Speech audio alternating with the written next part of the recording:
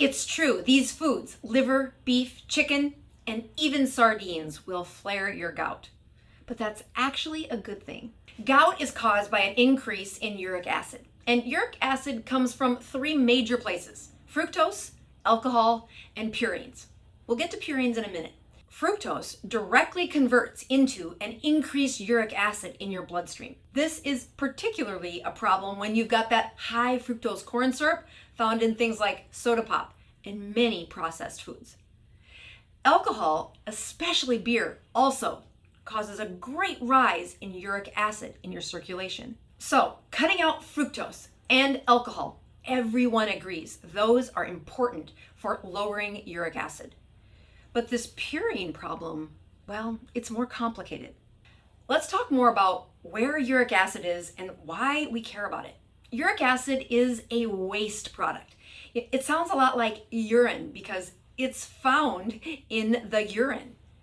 That waste product didn't just develop in your kidneys though. It comes from your body. So uric acid is naturally found in our bodies. It's when it gets high that it causes problems. Let's look closer in our circulation. That circulation, having uric acid crystals in it, eventually lands in this really special part of your kidney where blood gets filtered and that waste ends up in your urine. This is normal and happens every day of your life. You'll see a surge of uric acid rise and fall during different metabolic stresses or during times of growth and repair. Again, all this is normal. So where does this go wrong? Well, when your body is in a particularly heavy building phase, you're going to find lots of uric acid in transit. When that bloodstream fills with uric acid, it supersaturates, and you'll find the uric acid leaving that bloodstream and ending up outside the tissues. It's there that trouble really begins. That chemical now becomes a crystal, almost a needle. And one friend attracts the next friend, and you will find them turning into crystallized stones. These crystals are looking for a cool, dark place to hide, and you will find them particularly concentrated in the big toe.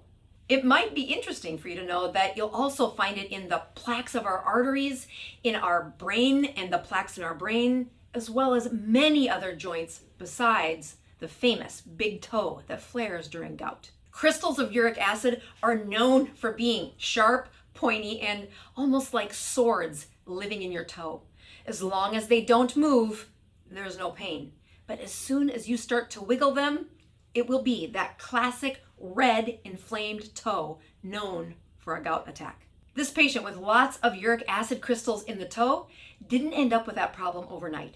It was years of a bloodstream like this, filled with blood sugar in the setting of high insulin, making that exit for a uric acid crystal very difficult. When you flip the chemistry, decreasing the blood sugar and insulin, those crystals head for the door. They exit the toe, hop into the bloodstream, and end up in your urine. This is how you reverse gout. But it will be one of the most painful days when that crystal moves. Yes, my symbol for purines is this double helix DNA because that's actually where they come from. So let's take these two scenarios. A patient with high blood sugar and high insulin, and then the food you eat, even if it includes sardines. The impact that that food is on the purines or the uric acid in your bloodstream is small when compared to the amount of endogenous purine cycling and being stored in a high insulin, high sugar state. This woman, overweight, produces far more purines endogenously than she is going to consume when eating a diet that's high in purines. This patient's uric acid was at a 10, and 8 of it is from the endogenous production of her excess body, excess sugar, and that heavy amount of insulin. The food she's eating is about 2. So when this patient follows my advice, losing weight by eating high purine foods, but lowering her body mass, you will see that her overall body's production of uric acid decreases, all while exiting more of that out of her urine.